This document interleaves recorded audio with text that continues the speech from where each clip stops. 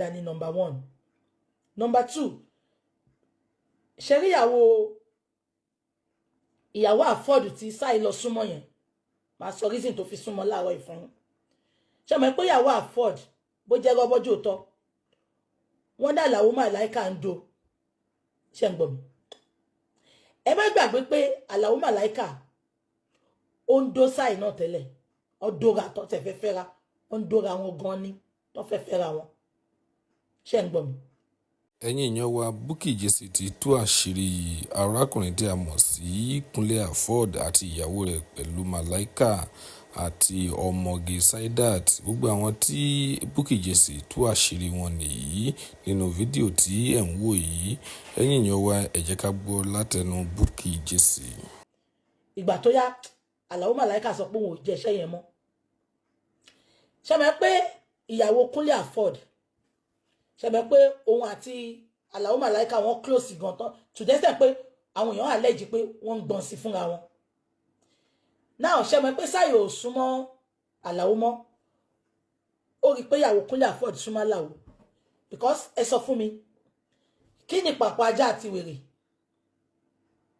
tó yẹ pé ìyàwó Kúnlé Afford ló wá ń ṣe fídíò tó ń rẹ́rìn inú mọ́tò. You are shameless, Sai. Nǹkan tí mo expect kí Sai ṣe ni pé lẹ́yìn tí fídíò yẹn ti jáde, you owe your friends, you owe your family, you owe your lovers an explanation. Tiwa Savage came out to explain. Bó jẹ́ rọ́bójò tọ́. You can't keep quiet. No. Tí ẹ wá parọ́ fún àwọn lovers ẹ. Wá parọ́ fún wọn pé ẹ̀yin obìnrin rere o. Ẹ má bínú mo mọ̀ pé mo ti dójú tì yín. As a mother, as a friend, as a sister, mo mọ̀ pé mo ti dójú tì yín. You don't need to put your face out. Ṣe voice recording, bó ṣe máa record ìwòwò ẹ fọ́kùnrin. Ìwọ ṣe voice recording, ìwọ jù sẹ́mi, èmi abẹ́ play ẹ̀, abẹ́ bẹ̀bẹ̀. Ṣe voice recording. Sórí voice recording yẹn, Naija, ó máa ń fall fún pity gan. Wà láìtàláì. 99% àwọn tó bú ẹ, àwọn ló máa bọ́ta wá bá ẹ bẹ̀bẹ̀.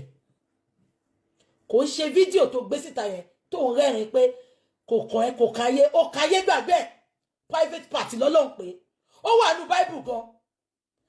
Private party wa má gbé síta. Ìwọ mú private part ó sọ di public part.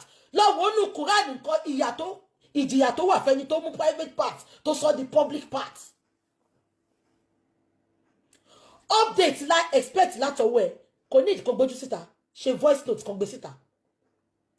Ẹ má bínú. Èèyàn kan ló jù síta tí ẹ parọ́ mọ́yàn.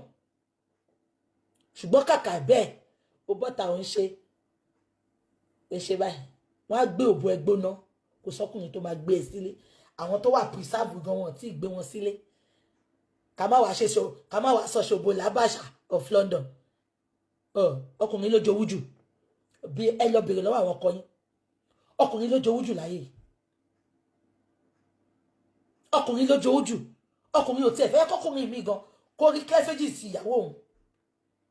Ọkùnrin ò fẹ́ kẹ́lòmí gan kó rí nǹkan kékeré lára ìyàwó òun. Wà wá gbóbò síta. Ẹ wá wọlé majestically sínú party ó fẹ́ do ẹni òbò ló máa gbà lọ́wọ́ ẹ̀. Sai, go and retrace your step. Your children. It's too late now because update ẹ lè mi expect pé kò ṣe kò tó gbójú síta pé kò káyé. Update ẹ mo expect pé kò ṣe.